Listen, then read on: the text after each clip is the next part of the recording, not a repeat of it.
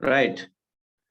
Because it was an extended overview, I wanted you to understand the pathomechanics of craniovisceral, okay, dysfunctions. So that's why I explained this, because the general pathomechanics was all centered to cranial dysfunctions. Okay. So I had told that in the physical examination a bit here and there, but I wanted to be more specific when our mind is focused to visceral. So, and anyway, next course is coming, which is visceral. So better understand this. And the heart is the best example because I have taken clinical anatomy and ligaments and everything. If I start with liver ligaments and unilateral, you'll be wondering like what is going on. Okay.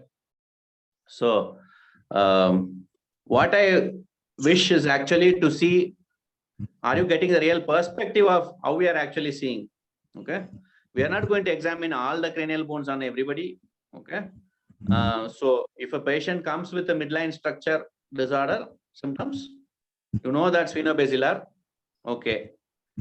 If the headache are together with suboccipital muscles, deep cervical short flexors, palate, symmetry, okay, pterygoid, okay. So pterygoid both sides means retrusion of the jaw, okay. So these all things do not forget, okay. These kind of muscle testing itself will give you a clue that whether there is an osteo dysfunction or not, okay. So if you have bilaterally and you have the involvement of all these muscles, you can be very clear that why is suboccipital muscles bilaterally tight? It should be a sphenobasillar flexion, okay. So that means every one of us will have that tendency for sphenobasillar flexion. Will you treat for everybody? Okay, so that is when you need to do the what is called as loading and then rechecking, offloading and then rechecking. Okay, so that comes as craniovisceral examination. So in that, what will happen is you are giving pressure on the occiput. At the same time, you will feel the viscera. Okay, so that is how it goes. So if the viscera is closer to the sacrum, you can modify the sacrum and check the viscera. Okay, so if it is whether it is above the abdominal diaphragm or below the abdominal diaphragm. Okay, so that way you can think of it. So inputs, yes. Yes, sir. I think you've made us understand very nicely, like what we need to check, because up till now it was like a little confusion. What should be what is the dysfunction and what we have to check? Do we really need to and check? Especially you would have seen that the slide is telling some techniques, but what is the logic? Okay, where is the link? Yeah, more than that, it's like but what are we supposed to check? I think today we've understood it much better. After this heart example, what you gave just now, midline structure, and basically it's very clear now. Midline structures, you see the spheno-basilar dysfunctions, the flexion extension dysfunctions. So I think that is how we are going to relate. And I mean, from a broad view, we are coming down to a narrow perspective. Okay, like we don't need to check everything for everyone, but specific things when we have analyze specific dysfunctions or from the history or from the facial asymmetries, what you have shown today. So yes, it's getting a little more clear, and that little confusion what was there up till now is getting cleared, getting better. Yeah, so nice. I think ligament aspect, we never think about it, of course, we will always go for somatic is okay, clear, but visceral and in terms of ligaments and the heart example, what you showed, with the heart anteriorly and then a person having somatic dysfunction. So how it is connected, that made it easy struggle, and then cranial affected,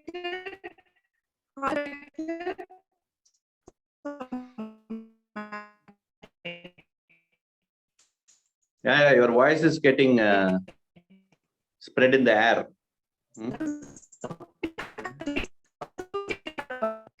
No, wait, don't talk too fast. You talk as per the speed of the internet.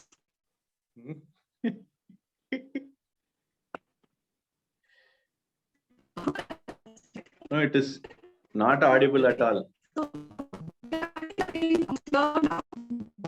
Oh, the volume is coming when she's silent. Suddenly, the scattered voice, okay, it got scattered here and there. You are silent. Again, Darshana voice is coming. Okay.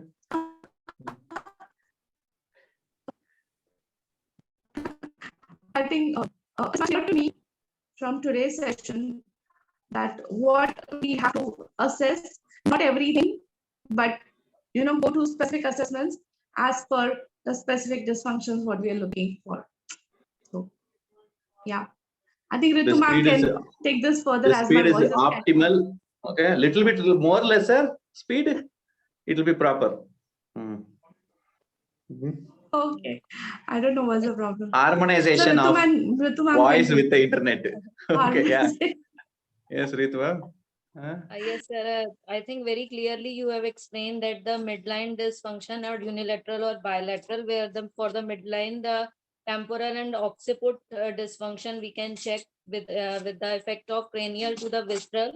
And for that flex cerebri shift for the unilateral and bilateral dysfunction, we can check it. So two main things there is a very much important. No, bilateral midline. Okay, when you are actually seeing, both are actually similar if they are equal. Okay. Okay. Bilateral pathology. Okay. So that means like paraplegia. Okay.